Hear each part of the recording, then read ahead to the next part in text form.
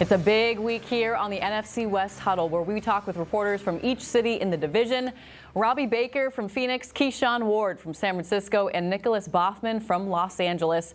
Let's get right into it, because the NFC Championship on Sunday features two teams from the NFC West. The LA Rams come up here to Seattle to face the Seahawks. I'm curious who each of you have winning and why. And Nicholas, I'm going right to you. How are you feeling about those Rams? Absolutely. I feel great about the Rams. We can't forget about the Week 16 loss. Of course, that's what they're coming up there to avenge in a game where they were up 16 in the fourth quarter before that punt return from Rashid Shaheed. It all went downhill from there for the Rams, let's just say. So, I think that they haven't been playing their best ball as of late, but I think that now is the time to put it all together. And I think going back to Seattle, winning in a place where they lost and getting that trilogy to winning that trilogy to go to the Super Bowl of all places is exactly why they'll win, because I just feel like they need it. They want it, and that's where they're going to go. They're going to take it to the Super Bowl. Yeah, Rashid Shaheed has provided a bunch of crazy moments, especially special teams for this team this year. Keyshawn, you almost had a team to talk about here in this game, almost. Who do you see winning the game that doesn't include the 49ers? Well, listen, that was quite the beatdown this past weekend. But, I'm not surprised that everybody's pretty much picking Seattle because, they've pretty much been great in all phases of the game. But here's why I'm picking the Rams. I've noticed that whenever Seattle picks the Rams match up pretty well. Look at on the offensive end. They almost had 600 total yards of offense against Seattle in that Thursday night thriller. And then we look at the quarterback matchup. Well, I know I've been a big critic of Sam Darnold, but I got to call a spade a spade. Darnold had 2 touchdowns and 6 interceptions in those 2 previous matchups, while Matt Stafford had 5 touchdowns and 0 turnovers. Rashid Shaheed, that's a game changer. Look what he did against the Niners. He completely took the game away immediately at the first kickoff return that turned into a touchdown. And that punt return that he had against the Rams on Thursday night, that swung the momentum back to Seattle, and that kind of helped Seattle get back in the game. But I just think that, when it comes down to a tightly contested game, I have more faith that Matt Stafford get the job done since he's been in these moments. While Darnold, he has stepped up throughout the regular season. He got his first playoff win against the Niners, but he didn't do too much in that game. So I got to see to believe it. So I'm riding with the Rams in this matchup. All right, that's exactly what I would expect from you after losing 41-6 to the Seahawks. But no, you're right. In terms of special teams matters, and kickers matter. We saw that in Game 1 when Jason Myers unfortunately missed that field goal with a chance to beat the Rams in Los Angeles. All right, Robbie Baker in Phoenix. You've probably had a lot of time to think about this since you don't have to worry about the Cardinals in the playoffs. Who do you see winning on Sunday? Yeah, I'll keep the analysis kind of short and simple here because you guys have kind of already really laid that out really well. I think the Seahawks will win this game because it's very hard for me to pick against the Seahawks with the 12s in that stadium, that environment, especially if the Seahawks start fast. I think Seattle will punch their ticket to the Super Bowl. I would just like to say, as the representative of the market that covers the Cardinals, I'm just honored that we're still invited to the party here to do the NFC West Huddle, because we're talking about teams, 3 playoff teams, 2 Coach of the Year candidates amongst you guys. The Cardinals probably don't have a quarterback. They don't have a coach. We're just wandering aimlessly in the desert. You guys could have mean-girled us. You guys could have said, you can't sit with us anymore, and you didn't. You still invited us back, and for that, here in Arizona, we are grateful. Oh, it's purely out of pity, Robbie, I promise. It's purely out of pity. Hey, we'll take pity invites. We're not above it at this point. Oh, I'm so kidding, but it is. I'm glad that you're self-aware in that way, and it just makes things more fun when we have 4 boxes and 4 people to talk to. Even though I am talking trash to everyone in this, I think we are getting spoiled with this matchup. I think we all agree with that. There's so much brilliance between Sean McVay and Mike McDonald. What's interesting is the Seahawks lost that low-scoring, gritty defensive game in Week 6, but won the high-scoring offensive highlight game that was more the Rams style in Week 16. And we heard from the Seahawks defensive players this week. They're happy they got that comeback win in overtime, but they're still salty about how many yards the Rams poured on them. So that's why I'm picking the Seahawks. This defense is just too good. They are scary up front. They have taken on so many good offensive lines and made some look silly. But Keyshawn, you mentioned they did give up a franchise worst 581 yards against the Rams in that second game this season. Yeah, they just won't forget about it. And a key that defensive lineman Leonard Williams also called out was stop the run from the jump.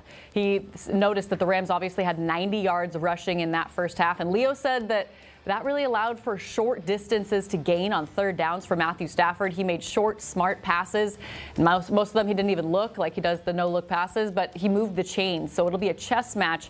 I'm curious, how much does Mike Macdonald change from his defensive game plan in Week 16 for this one? Because he said he kind of overcomplicated it for his team. It was a short week. It was a Thursday game, and he wanted to slow the Rams down. This time, you've got to do it on first and second down. You have to affect Matthew Stafford's timing. They're not really a high blitzing team, but they're that simulated creative pressure, and I'm curious to see how that will do against Matthew Stafford.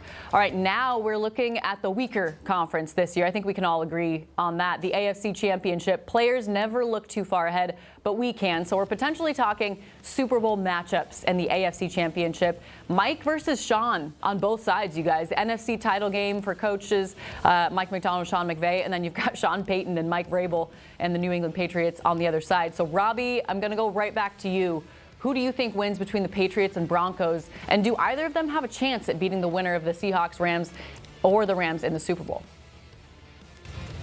My head says the Patriots, mainly because their starting quarterback is healthy. But my heart kind of wants to see this Broncos team overcome what happened at the end of that overtime win with Bo Nix breaking the bone in his ankle and being out for the rest of the playoffs.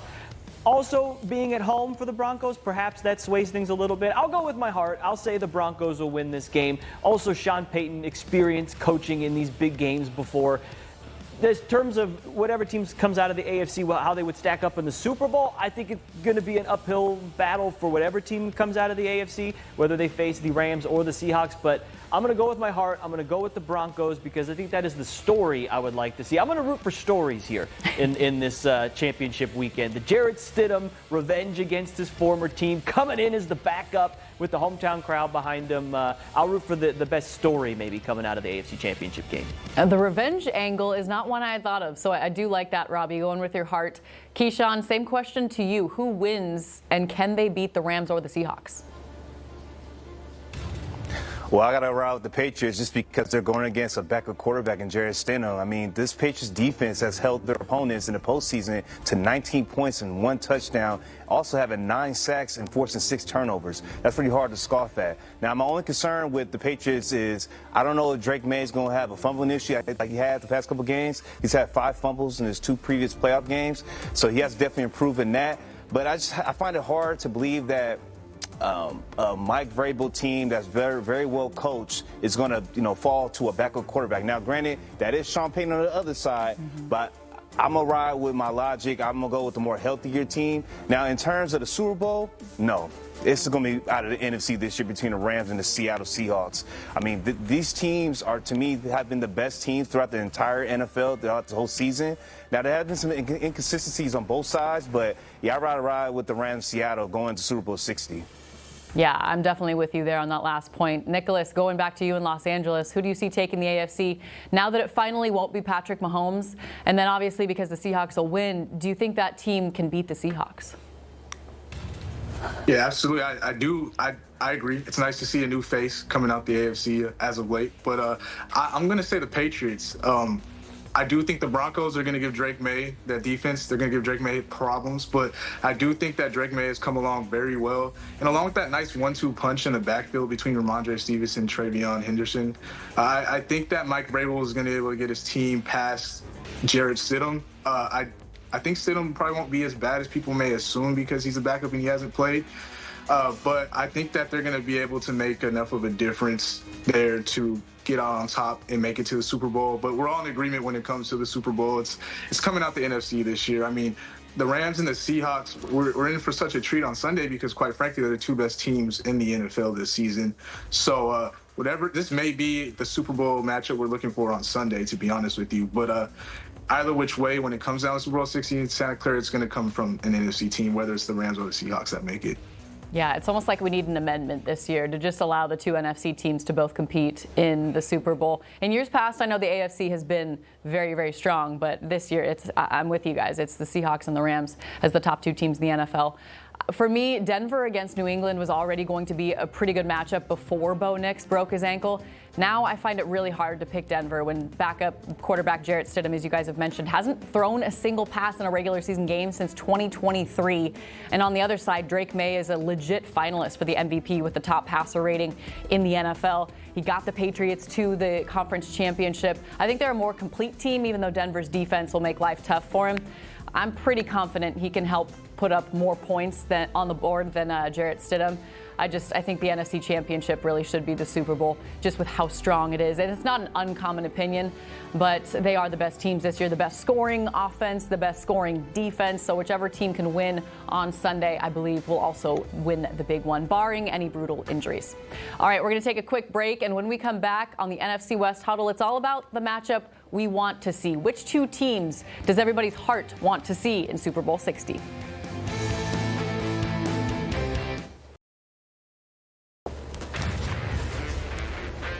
Welcome back to the NFC West Huddle. We just discussed who might win the AFC, but now it's time to break down what matchup we want to see the most in Super Bowl 60. So don't think with your brain, think with your football heart. Between the Rams, Seahawks, Patriots, and Broncos. Keyshawn in San Francisco, let's go to you first. What Super Bowl 60 matchup do you want to see on February 8th? Easy, Rams, Patriots. I mean, we get to see the two MVP frontrunners with Drake May and Matt Stafford clash with each other on the biggest stage and on the biggest day for football in the entire season. And also, I don't think people are really talking about it, but the Rams and Patriots, they have went against each other multiple times in Super Bowls, and the Patriots beat them in both times, and back in 2001, and I believe the other time was in 2018, 2019. I'm getting my years mixed up, but regardless, the Rams will be looking for their first Super Bowl win over the New England Patriots. For all Rams fans that care about their team throughout these years, whether in St. Louis or Los Angeles.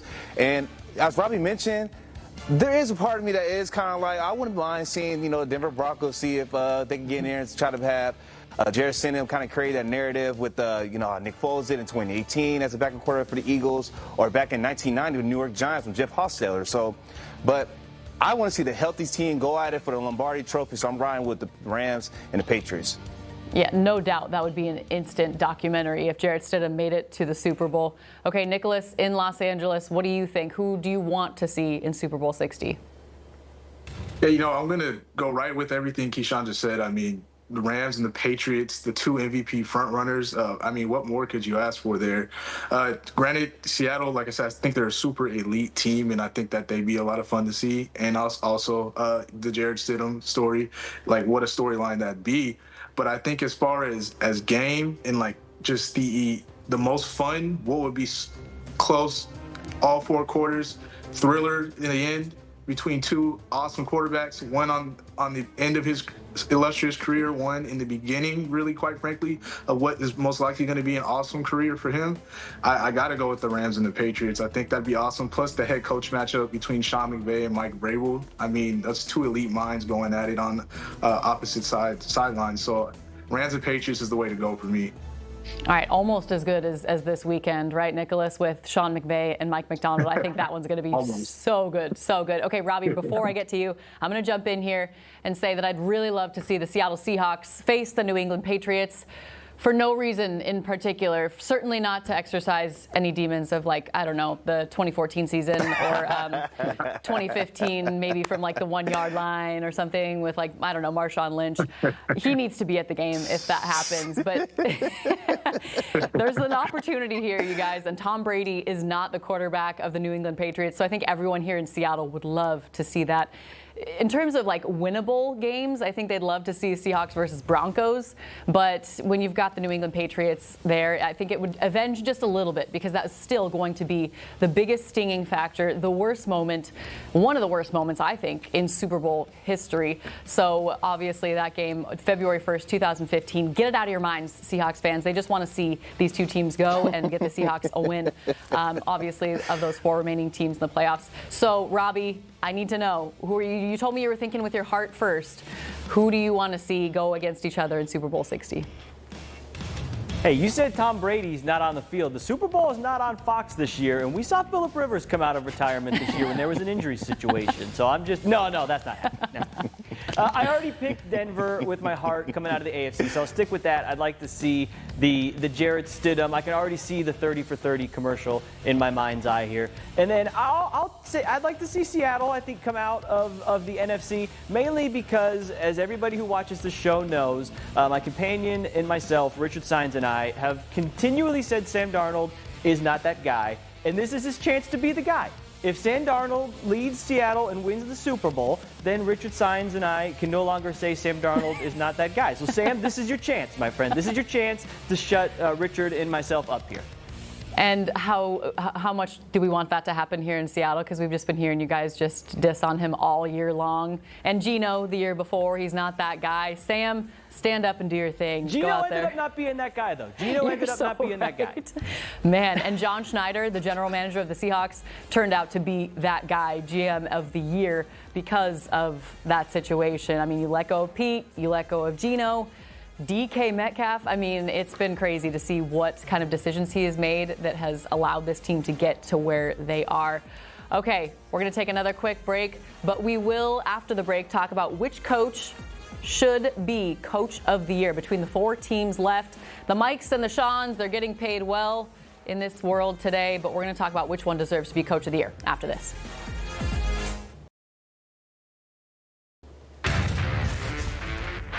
And welcome back to the NFC West Huddle. 4 teams left in the NFL season. They're still standing, and 4 phenomenal coaches are leading them. I think everyone here in Seattle is pretty biased toward one Mike. Everyone in New England might be biased toward another Mike, in Mike Vrabel with the New England Patriots. But I'm curious, out of San Francisco, Los Angeles, and Phoenix, which head coach do you think deserves to win NFL Coach of the Year? Sean McVay, Mike McDonald, Sean Payton, or Mike Vrabel? Robbie, we're starting with you. I hate to go off the board here, but I actually think the Coach of the Year, and this will actually make Keyshawn probably happy, if I had a Coach of the Year vote, it would go to Kyle Shanahan for what he was able to do with this 49ers team this year. Yes, they lost to Seattle, and they're not playing for a chance to go to the Super Bowl this weekend. But if you just look at the number of injuries that the 49ers sustained this season, they didn't have their starting quarterback most of the year. Bosa out for most of the year. Warner out for the entire year almost. Just it seemed like Brandon Ayuk just started racing cars around the stadium and left the team. I mean, it was chaos at times around the 49ers. And somehow Kyle Shanahan had this team on the precipice of going to the NFC Championship game. You look at other teams, I mean, the Cardinals being one of them, that were decimated by injuries and stuff throughout the year, and every other team fell by the wayside. Kyle Shanahan, week in and week out, this team still looked like the 49ers. It didn't matter what players were available. If you're able to get that type of play out of your backups and your third stringers and practice squad guys that are being elevated, to me, that's what a Coach of the Year does. So I'm sorry to kind of, Alyssa, to go off the board here, but if it is truly a Coach of the Year, and they say it's normally, they vote on this for what you do in the regular season, the people that get actual votes in this, I think it's got to be Kyle Shanahan. Robbie, how dare you break the rules, especially to vote for a 49ers head coach? Come on. No, I'm so with you. Honestly, I do have to give respect to Kyle Shanahan because he does it every year. Because of the electric, the power plant, those injuries are nuts. I mean, that's not just a conspiracy, Keyshawn, at this point. That is real, so I do give him respect. Keyshawn, I want to go to you next in terms of who you think deserves Coach of the Year, because it is a tough battle between these 4 coaches. And maybe, sure, throw in San Francisco's Kyle Shanahan if you want. Well, Robin and Alyssa, I'm sure the faithful, they're going to appreciate y'all giving that sentiment to Kyle Shanahan, especially with them doing it with the mass unit they had, all the injuries that Robbie mentioned. But I got to pick with the NFL. How is Robert Saleh not assistant coach of the year? I look at the names, it was Vic Fangio, Josh McDaniels, great job with the Patriots, but I just can't believe that Rob Saleh's not in there. But that's a conversation for another day. Let's talk about what Alyssa just asked me. I'm going to ride with Mike Vrabel. He turned a 4-13 team to a team that's vying for the AFC Championship in 1 year. Quite an impressive feat that he was able to accomplish. And also just how he orchestrated a roster. I mean, when he went in the offseason, getting a veteran corner like Carlton Davis pairing up with a rising star and Christian Gonzalez out of Oregon, which Alyssa roots for. I got to add that in there. But also beefing up the trenches by getting Milton Williams and also drafting Will Campbell to protect Drake May for the next decade or longer. And, Mike Vrabel, he's been kind of killing all the narratives. All season people have been talking about they don't play against nobody. They've been playing a bunch against backup quarterbacks or just lower-tier quarterbacks. Well, he pulled off 2 playoff wins in his first stint as a head coach of the New England Patriots. And now they're 1 game away from the Super Bowl. So I got to ride with Mike Vrabel as a coach of the year. All right, I love the case you make. And yeah, I'm Dylan Gabriel, ride or die fan, number 1. Nicholas, let's go to you in Los Angeles. Who do you think deserves NFL Coach of the Year? Yeah, I'm in agreement. It's got to be Vrabel at this point for everything that was just mentioned again. I mean, to turn a team that went 4-13 the last 2 seasons under 2 different head coaches into a team that wins the division.